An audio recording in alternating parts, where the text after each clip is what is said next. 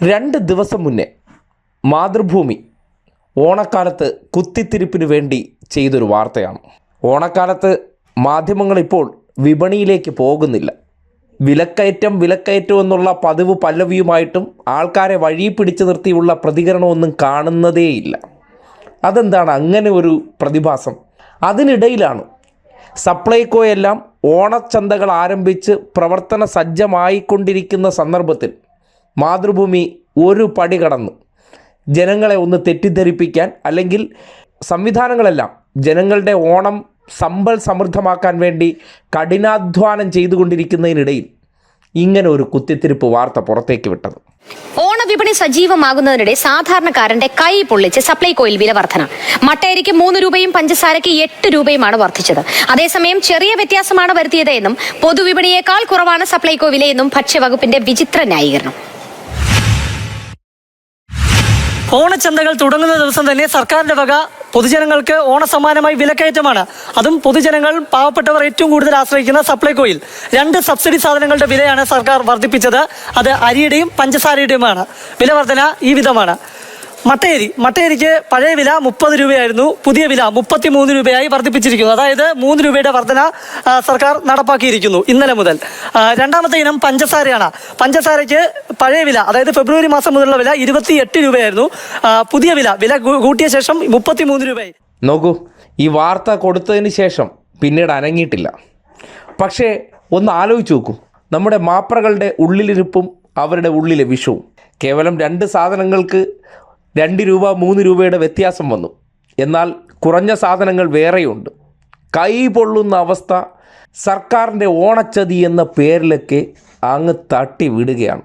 ഇനി ഈ ഓണവിപണിയിലെ ഇതേ അവസ്ഥ മാതൃഭൂമി ഇങ്ങനെ റിപ്പോർട്ട് ചെയ്തെങ്കിൽ മറ്റൊരു വേർഷനിലാണ് മനോരമ റിപ്പോർട്ട് ചെയ്തത്. ഓണക്കാലാവുമ്പോൾ പച്ചക്കറി വിലക്കയറ്റം എന്നൊരു വാർത്ത കുറെ കാലമായിട്ട് കേൾക്കാറുണ്ടല്ലോ. ഇത്തവണ എന്തായാലും അങ്ങനെ അല്ല കാര്യങ്ങൾ. വില കൂടിയില്ല എന്ന് മാത്രമല്ല, ചിലതിനൊക്കെ കുറയുകയും ചെയ്തിട്ടുണ്ട്.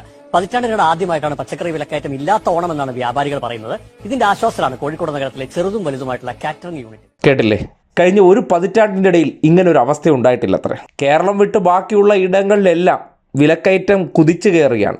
സർക്കാരിൻ്റെ ക്രിയാത്മകമായ ഇടപെടലാണ് വിപണിയിൽ വില പിടിച്ചു നിർത്തിയതും. ഒപ്പം സ്വന്തം നിലയ്ക്ക് പലതും കൃഷി ചെയ്താണ് ഓണവിപണിയിലെ വിലക്കയറ്റത്തിന് ശക്തമായ ഇടപെടൽ നടത്തിയത്. പക്ഷേ വളരെ ഒരു ജാഗ്രത കാണിച്ചിട്ടുണ്ട്. വില കൂടിയിട്ടില്ല എന്ന് പറയുമ്പോൾ അതിന് ഇടപെടൽ നടത്തിയത് സർക്കാരാണ് എന്ന് പറയാതിരിക്കാൻ വളരെയധികം കരുതൽ കാട്ടി. ഇനി ഒരു പക്ഷേ ഇതൊരു വിലക്കയറ്റമായിരുന്നെങ്കിൽ ഇതെല്ലാം സർക്കാരിൻ്റെ തോളിൽ. വില കുറഞ്ഞിരിക്കുന്നത് കൊണ്ട് സർക്കാരിന് ഒരു ഉത്തരവാദിത്വവും ഇല്ല, തനിയെ കുറഞ്ഞു വന്നു എന്ന് നമ്മളങ്ങ് കരുതിക്കൊള്ളണം. ഇതാണ് നമ്മുടെ നാട്ടിലെ മാധ്യമങ്ങളെന്ന് കാട്ടിത്തരാനാണ്. നല്ലത് ഒരിക്കലും പറയത്തില്ല. എവിടെയൊക്കെ വിഷം കലർത്താൻ പറ്റുമോ കൊണ്ടുപോയി കലർത്തുക.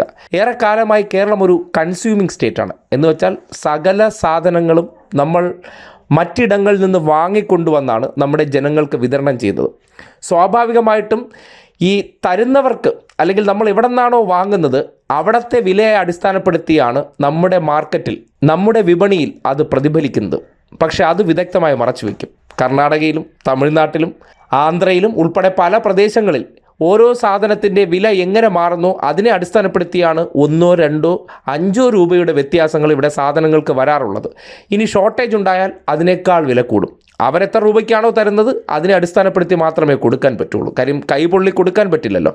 എന്നിരുന്നാലും ഈ ഒരു ഉത്സവ കാലഘട്ടത്തിൽ ജനങ്ങളെ ബുദ്ധിമുട്ടിക്കേണ്ട എന്ന് ഉറപ്പിച്ചുകൊണ്ട് സമസ്ത മേഖലയിലും ഇടപെടുകയാണ്.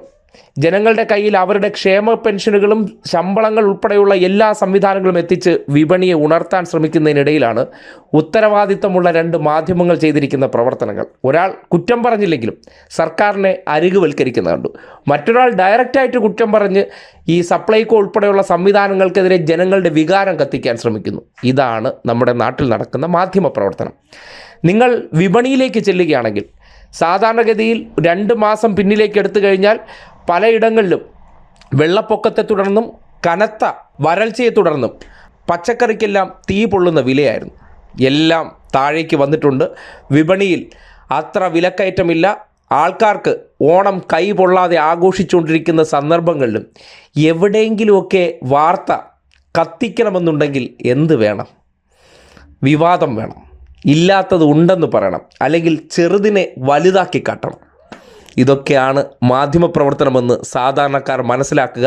പ്രമുഖ മാപ്രകൾ അല്ലെങ്കിൽ പ്രമുഖ മാധ്യമ സ്ഥാപനങ്ങൾ അവർക്ക് നല്ലത് നടക്കുന്നത് അങ്ങോട്ട് ഉൾക്കൊള്ളാൻ പറ്റുന്നില്ല. അതുകൊണ്ടാണ് വിപണിയിലേക്ക് പോയി സർക്കാരിന് ഒരു അഭിനന്ദനം നാട്ടുകാരെ കൊണ്ട് പറയിപ്പിക്കാൻ വേണ്ടി അവർ തയ്യാറാകാത്തത്, അല്ലെങ്കിൽ അതിനുവേണ്ടി ജാഗ്രത പുലർത്തുന്നത്. കുറ്റം പറയാനേ നാവ് പൊന്തുള്ളൂ. ചെയ്തു കൊടുക്കുന്ന കാര്യം നല്ലതാണെങ്കിൽ ജനങ്ങളുടെ മുന്നിൽ തുറന്നു കാട്ടിയാൽ അയ്യോ അവർ ജനക്ഷേമ പ്രവർത്തനങ്ങൾ ചെയ്യുന്നവരാണെന്ന് ചിന്തിച്ചാലോ. നമ്മൾ കെട്ടിപ്പൊക്കിക്കൊണ്ടുവരുന്ന പല അജണ്ടകളും പൊളിഞ്ഞു പോകില്ലേ?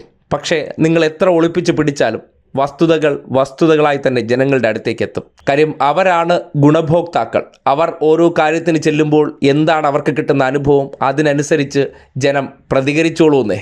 നിങ്ങൾ നിങ്ങളുടെ പണിയെടുക്കുക, ജനങ്ങളുടെ പണി തുടരും.